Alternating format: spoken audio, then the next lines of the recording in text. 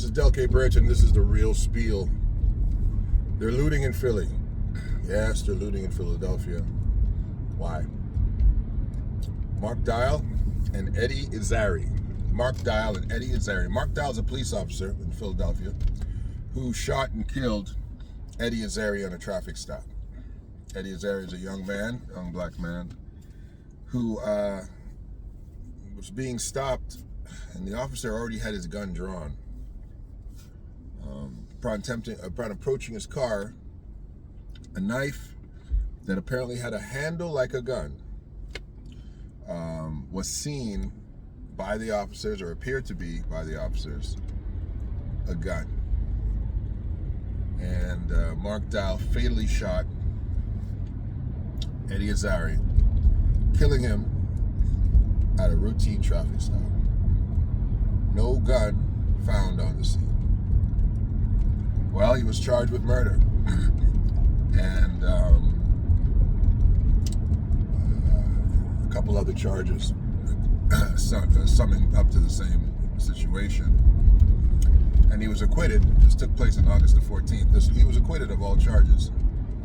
And black people went crazy in Philly. Black people went crazy in Philly.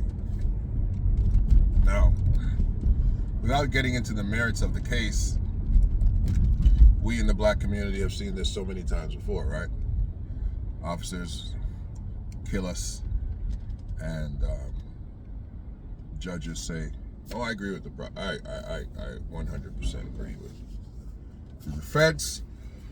Not only that, prosecution has demonstrated that also, that the officer could have easily mistaken this weapon for a gun. So it's like the fix is in, even though they charge the cop, which is seeming like that's what they have to do now. Every time a police officer kills anybody, they automatically charge the police officer with murder, just about.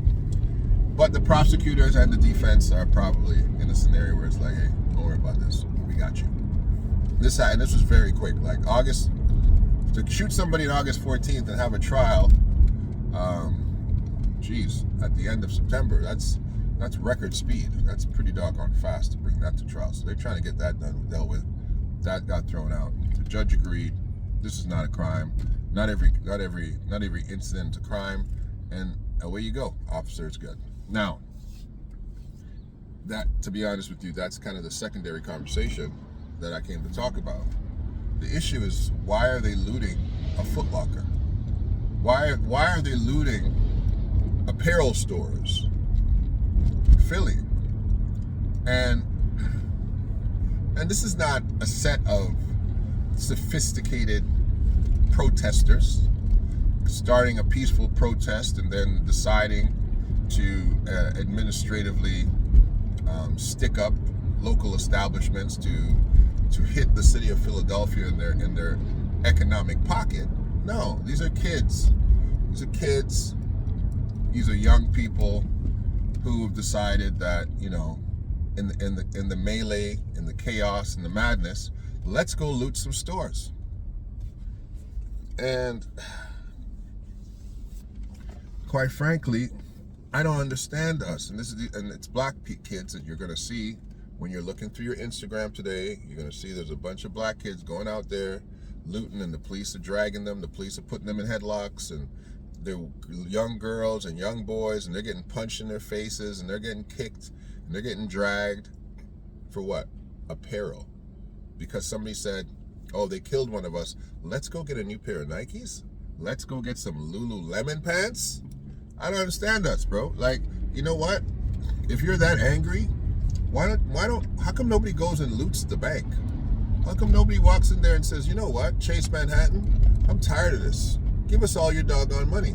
Like, I don't understand why our knee-jerk reaction to protesting deaths in our community is going and sticking up an Adidas store.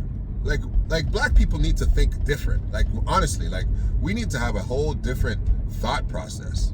Like, it's the equivalent of saying, I'm gonna go stick up Chick-fil-A. Like, I'm gonna go get me a couple of Big Macs because I'm just outraged that they just killed one of us again and the cop got up. I don't understand the context of why we default to this degenerate behavior after we are definitely held on the lower end of justice. Different things should happen. Like, I remember in Minnesota, they burned down the damn police station. Now, I'm not advocating for anybody to go burn down anything, but that kind of made some sense, right? That made a little sense. Police killed Floyd, and then they said, you know what, screw that. We're going to burn the whole police station down. We're going to defund the police. These things make sense. These things make sense to me. But when I see us running around, and we're going to the point of we're looting Lululemons, and you're now picking up charges. Your face is on these videos. Police cams, doesn't matter. You fight the cops and run away, you're gonna get away. Yeah, you might get away, but they got you, and they're gonna administratively come and find you, whether it's in school, whether it's at your little Quickie Mart job. They're gonna find you and they're gonna arrest you, because that's the type of technology we have now. For what? For what? A sweatsuit? Come on, man. Come on. Doesn't make sense. And you devalue a legacy of a guy. Like, you honestly devalue the legacy of a guy. Philadelphia is a tough city already. Tough place to live already. Tough environment already. And, you know, it's just too bad, honestly, that as quick as that we are to loot, and even as quick as we are to protest, that there aren't some individuals who to descend and say, listen, part of our demonstration today will be the overturning of local establishments. But let's do it tactically and strategically. Here's what we're going to do. And I would understand that. I would get it. I wouldn't agree with it, but I would get it. We're going to go down to the main sectors of the downtown Philadelphia. We're going to tie up all businesses. We're going to make sure that no transportation can go through there. We're going to make sure that nobody can get a cab, nobody can get an Uber. We're going to make sure that nobody's going to be able to go to court. We're going to jack it up. We're going to make sure emergency services gets through in the event that you've got pregnant mothers or people dying. But anything other than emergency services, we're going to stop the city. We're going to make sure we're going to lie down on the highway. We're going to block off major arteries of the city. We're going to impede traffic. We're going to impede progress. We're going to make sure nobody collects any garbage. Let's do something that makes sense. Do that. Put a curfew on the city. Say, hey, nobody's coming out of their house after 6 p.m. because we said so. Period. And we're coming out in millions. We're coming out millions of people. We're gonna sit in. We're gonna do a sit-in right down Main Street. Yeah, that makes sense. But these young people, you guys running around just getting criminal records and stuff, like, you don't understand your life is worth something, man. Want a police officer to bash your teeth in because you were running around out there trying to get a new pair of Jordans? Come on, man. Don't do that to you. Don't do that to our legacy. Don't do that to Eddie's legacy. And then you make these judges. You make these judges and cops feel justified. They're like, yeah, you see, they're animals. They're animals. That's what they are. They're animals. So every now and then you got to put one of them down. Show them who's boss. It's probably what's going through their head when they see that kind of stuff. All right. I would love a judge to be terrified to bring home an innocent verdict. I want them to be. I want them to be absolutely terrified. I want people to say, oh no, the minute that I bring home this verdict, I know it's going to happen. The city's going to shut down. I won't be able to get home. They'll have to helicopter me out of here. They're going to be sitting in front of my home. They're going to be at my kids' school. It's going to be terrible. We got to look at this really, really, really deeply. We really have to consider what's going on here. Yeah, that's how it should be.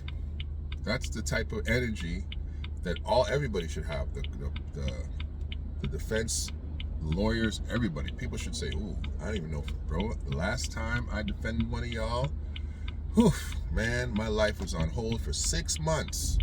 Couldn't do anything. Yeah, you got to know that.